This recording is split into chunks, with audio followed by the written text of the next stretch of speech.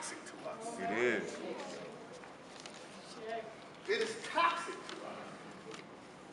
And anytime that we can etch out an opportunity, push back, and create a space for us to be us, and to not just know us, but get a chance to practice us, perfect us, so that when we walk out of these doors, when we walk out into a community that is all too willing to present, particularly our young people, but all of us, an image of ourselves that's not rooted in our history, not rooted in our culture, but rooted in someone else's anxiety and distortion. Yeah.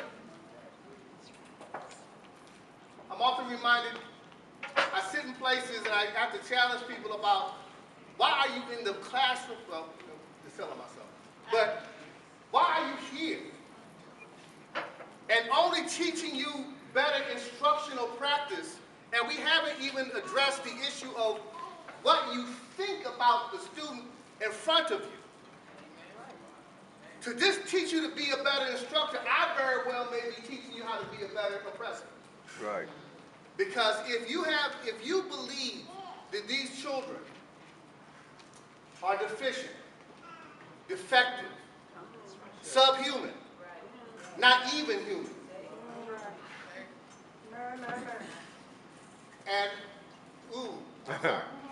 Because I've been in situations where I used to start one of my workshops of quoting Asa Hilliard. We know what to do. First thing we do is love them. The second thing we do is treat them. Oh, sorry. First thing we do is treat them like human beings. The second thing we do is love them. And so I stopped saying that. I wanted to ask the question of these teachers. What does it mean to be human? How do you practice humanity in your classroom, in your school? Mm-hmm. Thinking that it was just going to be a quick, that ended up being the workshop. Mm. They were stuck.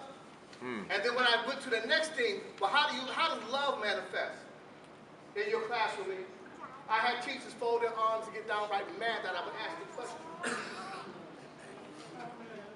So, you can start because you got to say something about it. But right. Let's keep moving. But understand that this opportunity to practice Kiwanis, this opportunity to get to know these principles, to be familiar with this language, these symbols, not just to know it, but to become comfortable with it. That we're not stumbling across it, but it is comfortable to put on some guard, not put on the guard, but still have it in you. Absolutely. Sure, you're right. On both occasions. And to practice that excellence is a standard. Mm-hmm. Not some obscure, one-in-a-lifetime, you special kind of thing. Mm-hmm. Knowing that we live in a toxic environment, because if black excellence is possible, white supremacy is alive. So even us just practicing this challenges some people to make them mad, even though we didn't even call their name. Right. Right. Because it shakes the very core of what they believe to be true. But in that, we need to create the environment. We need to have and support our young people so that as they practice their excellence, as they are comfortable with who they are, they're protected. They lay the foundations upon which we can look and grow and support all that. So I'm going to open this up. I'm sorry. So, with that, excuse me. Yes. Can I say something? Yes. Yes. Oh, boy. I promise not to be long. Yeah, do your thing. Because I could, based on what he said, I could be here all night.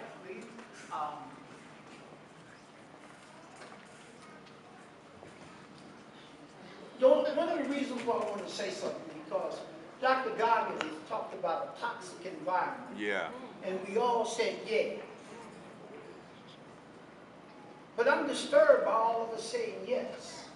Because the first environment that our children are exposed to is not the doggone schools. That's right, Doc. And you know, every time we talk about the whole notion of white supremacy, it's all around us. All right? The first attack against white supremacy, it begins in our homes. That's right. And we never talk about homes and the family.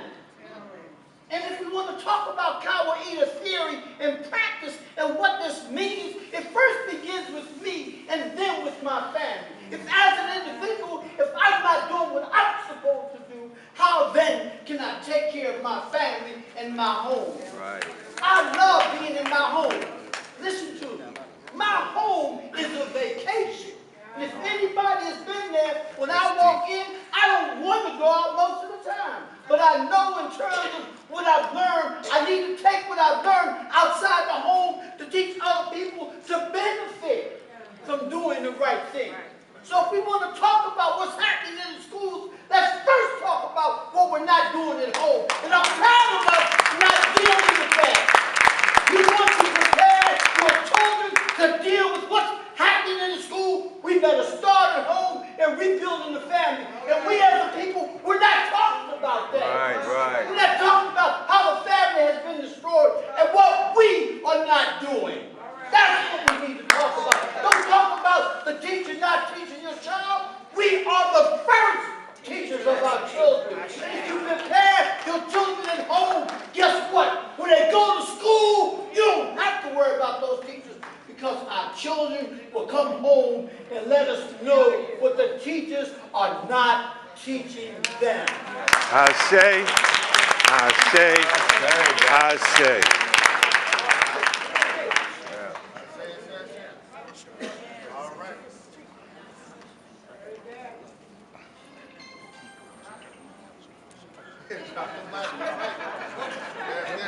Hard to follow that, ain't it? Thanks a lot, buddy. But you're so right. Let's stand up, everybody stand up. Maybe this kind of helps collectively follow that, right?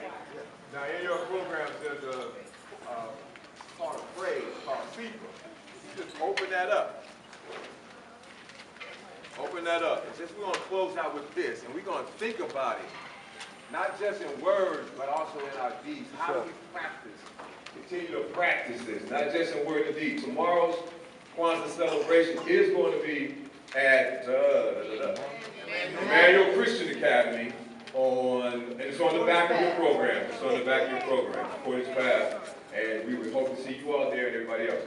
So if you just repeat after me, as you look at the Sifa in your programs, and think about what these words are saying, right? We're not going to rush through this, especially in light of what Dr. Dorsey just said. It says, and repeat it after me. May we always remember. May we always remember. Those that have gone before us. Those that have gone before us. I'm letting it settle. May we be inspired. May we be inspired by their vision and their valor. by their vision and valor. May their lives continuously remind us. May their lives continuously remind us that service is more important than success. that service is more important than success. That people are more important than possessions. That people are more important than possessions.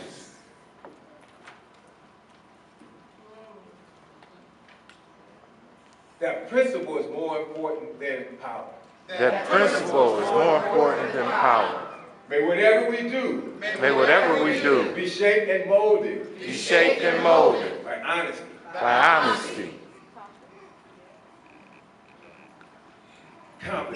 competence, and commitment. May our children, and our children's children carry forth with pride the the nobility our history and traditions. of our history and tradition.